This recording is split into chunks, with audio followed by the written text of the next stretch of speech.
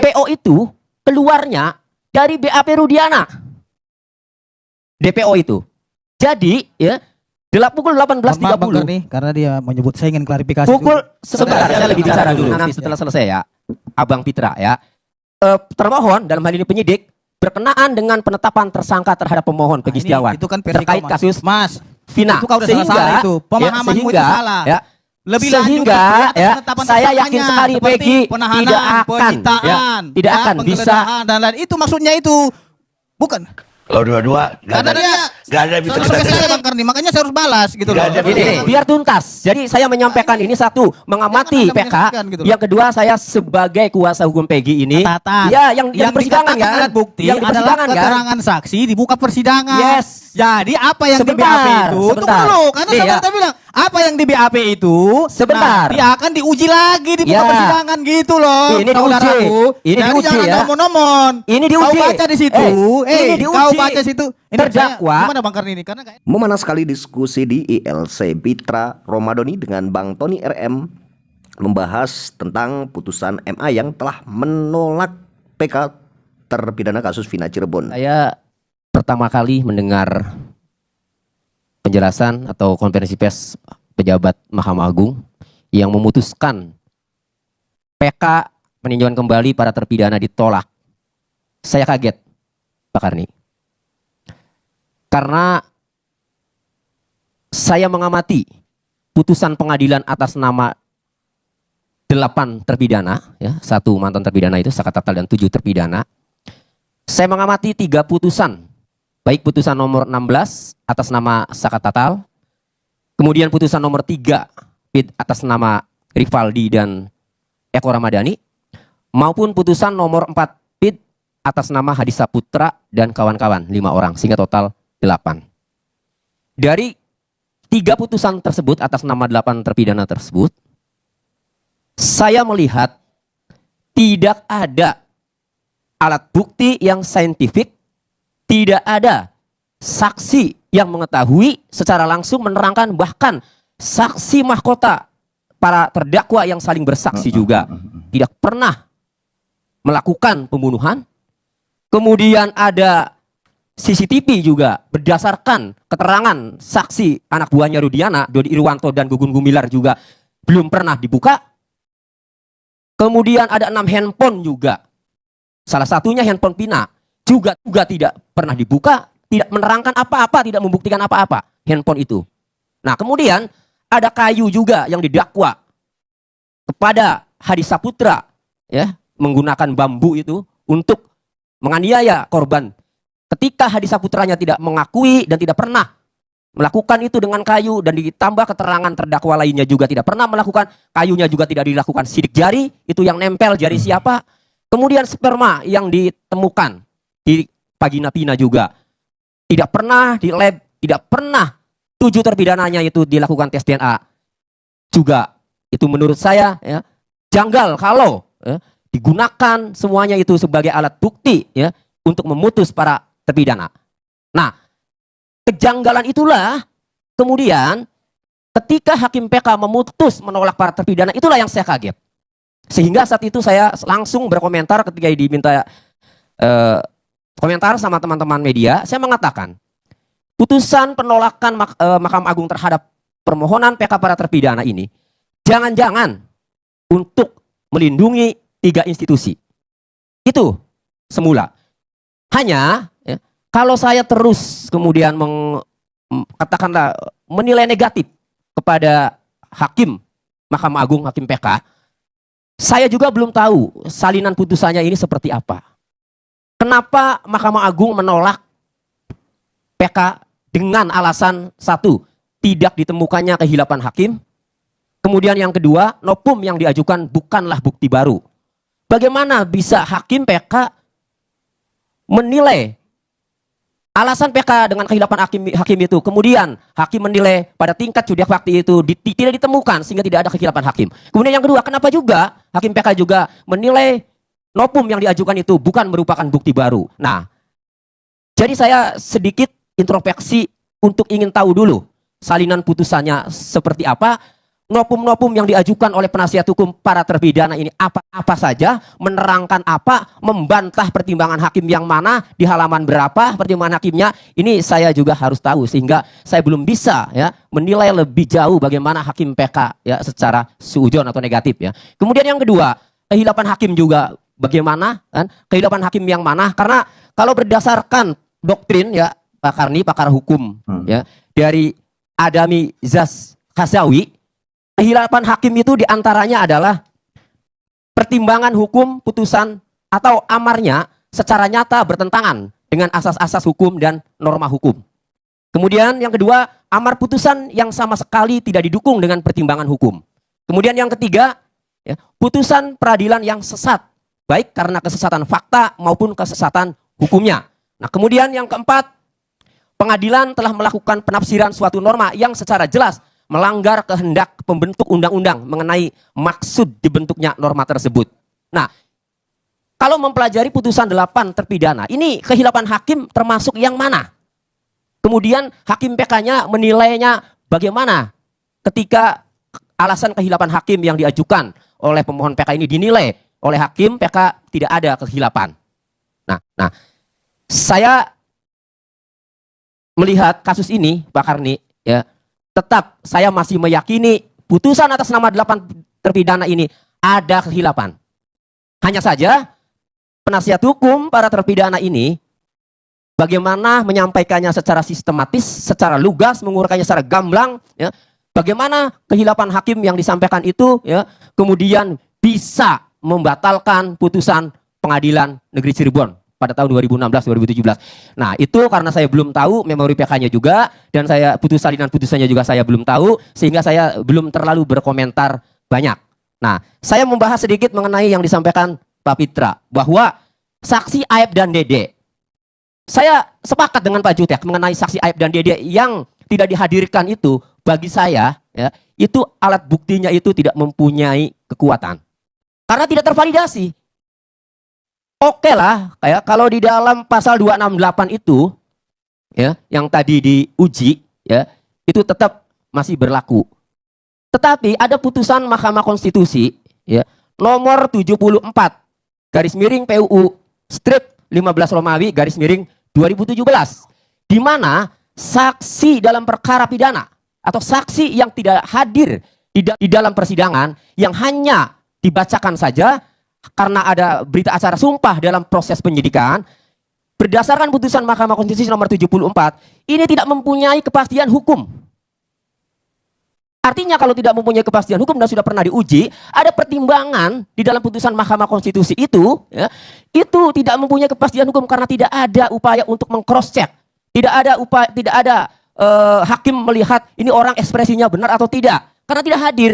Nah, itu kalau dilihat secara fair oleh hakim PK, ya, maka dua orang saksi, ya, yang katanya melihat dari jarak 50 meter, 100 meter, melihat ada lempar-lemparan, ya, itu bisa jadi ragu hakim karena tidak hadir, karena menimbulkan ketidakpastian hukum.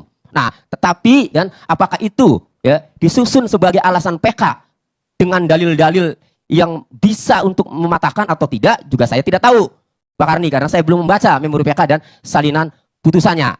Nah, kemudian ya, dampak dari putusan PK ini ditolak para terpidana ini PK-nya, berarti pejabat Mahkamah Agung mengatakan putusan sebelumnya masih berlaku. Nah, kalau masih berlaku, nah berarti putusan sebelumnya ini adalah perkara pembunuhan, di mana di dalam putusan itu ada 3 DPO.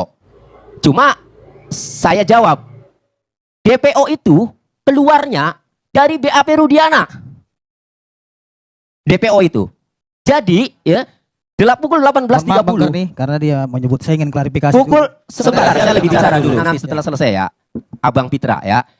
Pukul 18.30, ya, tanggal 31 Agustus 2016, Rudiana ini membuat laporan polisi dan langsung di BAP. Pada berita acara nomor 5 ditanya sama penyidik, ya, bahwa tahukah saudara siapa identitas para pelaku pembunuhan berencana dan persetubuhan anak itu? Dijawab oleh Rudiana dalam BAP itu. Silakan dibaca Pak Pitra BAP-nya. Di dalam BAP itu, ya, dikatakan bahwa adapun ya sering nih saya berkali-kali waktu 2 kali jadi narasumber di LC itu, ya sambil menunjukkan handphone dengan saya itu.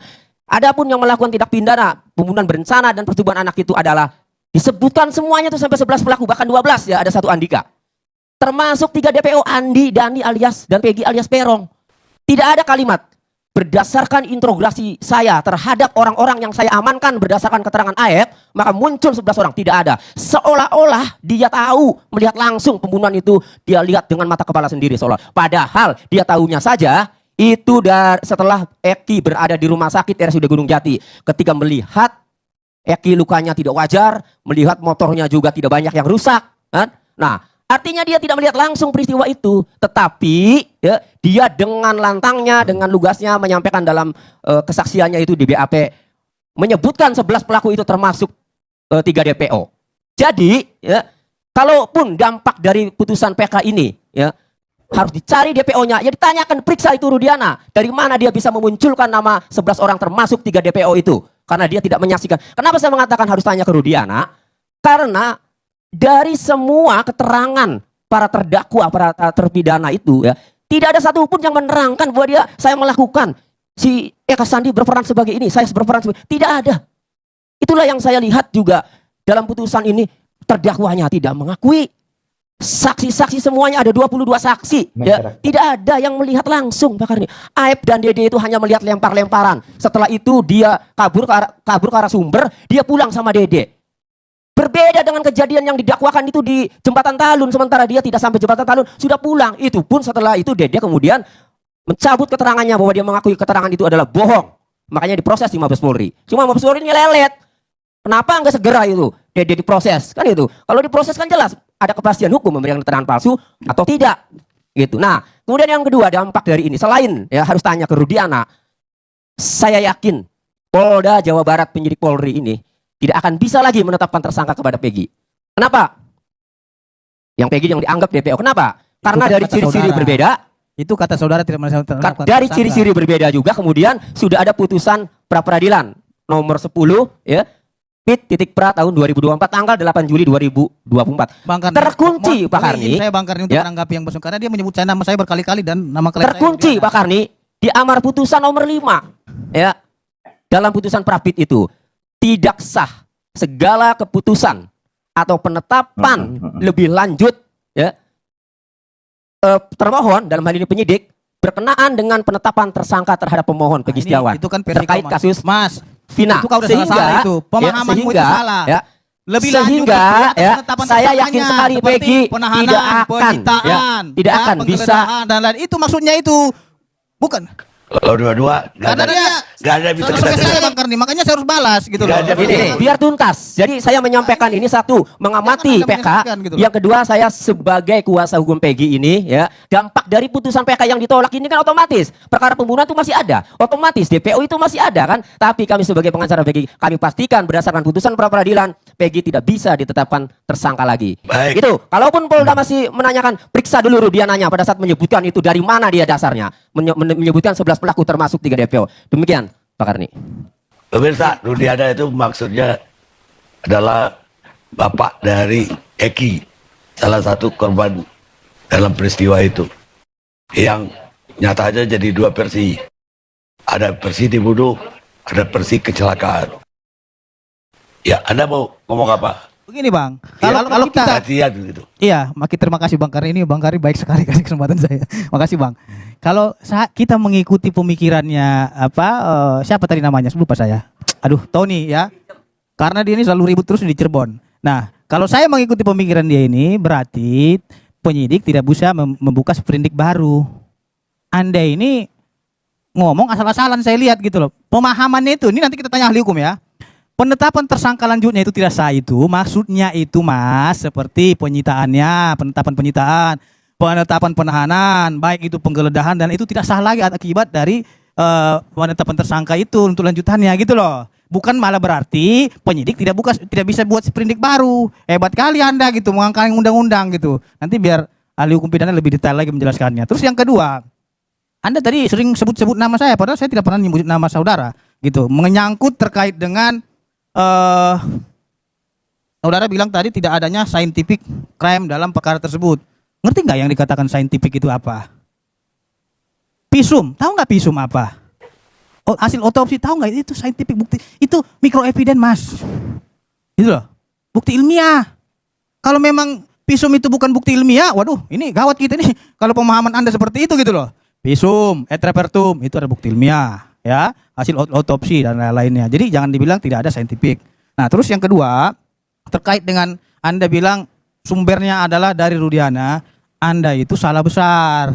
Makanya pelajari semua berkas perkara. BAP itu bukanlah alat bukti. Alat bukti itu adalah keterangan saksi yang di bawah sumpah. Gitu loh. Sebagaimana diatur dalam pasal 184. Di dalam putusan itu sudah jelas Rudiana menjelaskan dari muka persidangan, dia itu mengetahui informasi A, B, C, D dan lain-lain itu dari Jaya dan Sudirman. Setelah itu dikembangkan penyidik dengan 7 terpidana ini. Teriaklah dia cerita, ini saya bertemu dengan ini dan rangkaiannya dari mereka sendiri. Jadi jangan Anda menafsirkan seolah-olah semua Rudiana hebat apa dia. Orang dia hanya pelapor gitu loh. Pengembangannya itu ya di penyidikan, di kepolisian. Bukan tugas Rudiana yang mengembangkan itu. Nah, maka dari itu saya minta Bung Tony itu baca lagi putusan yang telah berkekuatan hukum tetap. Karena apa? Di dalam pasal 184 KUHP itu alat bukti itu ada 5 mas. Jadi kalaupun saksi mas itu 5.000, nilainya cuma 1. Gitu loh. Nah, selain bukti saksi apalagi? Surat, petunjuk, keterangan terdakwa, keterangan ahli. Nah, jadi biar kita ini pemahaman kita ini biar edukasinya tidak menyesatkan masyarakat gitu loh. Jangan juga dikarang-karang. Jadi yang mengerti hukum jadi tertawa melihat kita seperti ini. Gitu Mas. Jadi begitu Bung Karni. Terima kasih. Pak Karni, boleh menanggapi sedikit? Tapi siapa? Pitra sama Pak Pedrik sedikit saja. Ya gimana Mas? Tadi Bang Pitra meminta saya untuk mempelajari berkas putusan lagi. Saya bawa nih. Iya sama. Saya tanya ya. Saya yang ke situ untuk menunjukkan atau Bang Pitra yang kemari? Jangan kayak ketika saya berdiri disuruh duduk nanti. Kamu kemari. Sini. Nah, oke. Nih saya ke situ nih. Kau baca nih. Ya. Aduh. Nih. Sebentar ini saya mau ngomong. Saya yang mau menanggapi. Tadi bilang saya kemarin. Saya yang mau menanggapi. Dengerin nih. Gitu. Ya. Ini putusan Mas, nomor ya. 4 Pit ya. Silakan, gimana? Putusan nomor 4 Pit atas nama ya Hadi Saputra dan kawan-kawan ya, termasuk ya Kak Sandi ya, Hadi Saputra. Kemudian ada 5 ya sampai Sudirman. Ada keterangan terdakwa ya. Tadi Anda mengatakan bahwa BAP itu bukan alat bukti. Alat bukti itu ada yang di persidangan. BAP itu bukan alat bukti, itu hanya catatan. Ya, yang di persidangan dikatakan kan? alat bukti Yang di adalah persidangan kan? keterangan saksi di muka persidangan. Yes. Jadi apa yang di BAP itu? Tunggu Sebentar. dulu, karena Iya. saudara bilang apa yang di BAP itu Sebentar. nanti akan diuji lagi di muka Ya. persidangan gitu loh. Ini diuji. saudaraku. Ini Jadi diuji, jangan ya. nomor-nomor. Ini Kau diuji. baca di situ.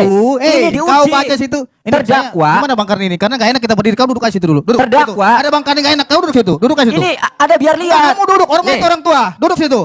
terdakwa, saya semakin suruh duduk saya nggak duduk. Enggak, kamu Terdakwa duduk Hadi aja situ. Saputra. Saya bacakan Saya yang dengar Sandi juga aja kamu dia. saya gitu. Duduk aja situ. Jadi terkait Kau DPO, ngerti nggak pasal 184? Coba baca. terkait 184 itu DPO apa? yang keluar dari mulut Rudiana, Pasal ya, 184 itu tidak ada bukan sebutan BAP. bukan dari Paham para nggak? terdakwa. Makanya Terdakwa tidak baca pernah dulu pasal menyebutkan, 184. tidak mengakui, Aduh, tidak ada di ini. sini. Nih, terdakwa yang Sandi ya, saya bacakan. Bahwa Halo. semua jawaban Mas, dengar yang dulu. ada di berita acara Dengar pemeriksaan dulu. kepolisian Gimana? keluar dari mulut terdakwa sendiri, namun semua isinya tidak benar karena sebelum dimintai keterangan terdakwa saya mengalami bilang, tekanan. jangan ajari bebek Kedua, terbang, itu bahwa bahaya. saat dimintai keterangan terdakwa harus menjawab dengan meniru kata-kata dari Intinya sudah papan ditolak tulis. putusan Bahwa PK-nya, terdakwa mau membubuhkan parah. masnya itu. Artinya, geleng-geleng ini sampai tidur-tiduran nggak terdakwa bisa tidak mengubah pernah putusan itu gitu loh. menyebutkan. Dia sendiri mengakui, baik dia sendiri yang mengakui maupun nama-nama lain. Itu keterangan di persidangan terdakwanya tidak ada. Lalu kemudian hakim yang katanya mewakili ya suara Tuhan ya, kok bisa terdakwa saja tidak mengakui, saksi yang lain juga tidak pernah melihat langsung, kok bisa diputus? Itulah yang Mas, saya maksud. makanya tadi Sebenarnya saya ada bicara. kesiapan hakim. Anda ini nggak nyambung-nyambung Hanya sih, saja, saya bicara gitu loh. saya belum tahu apa Mas, pertimbangan hakim PK. Saya sudah bilang tadi Ya. mau 1000 saksi itu Menilai nilainya tidak itu ada 1. kehilapan hakim ya, itu Gitu saya loh. tidak tahu. Apakah penyusunan PK-nya yang tidak sistematis atau bagaimana, saya tidak tahu. Tetapi saya masih melihat sampai hari ini masih menyimpulkan bahwa persidangan tahun 2016, judiak fakti ya tahun 2016 dan 17 atas nama 8 terpidana ada kehilapan hakim, Pak Karim. Hanya saja mungkin harus tepat. Makanya untuk itu saya ingin lihat dulu. Nah, kemudian putusannya saling putusnya. Kemudian untuk Pak Pedrik, ya, iya, Pak. Kalau tersangka sudah batal di Prapit, itu ada kemungkinan untuk dibuka kembali. Tetapi, Pak, sudah dikeluarkan penghentian penyidikan berdasarkan perintah hakim pra peradilan, ya. Untuk membuka lagi itu kan harus ada alat bukti yang belum pernah dipakai, Pak, pada saat menetapkan tersangka Peggy Setiawan. Dan alat bukti itu dalam jawaban pra peradilan itu kami baca semua, Pak. Hampir sama alat buktinya dengan sidang para terpidana pada tahun 2016 dan 2017. Kami lihat juga alat buktinya itu ada ijazah, ada ada kartu ini, malah kartu pintar KIP.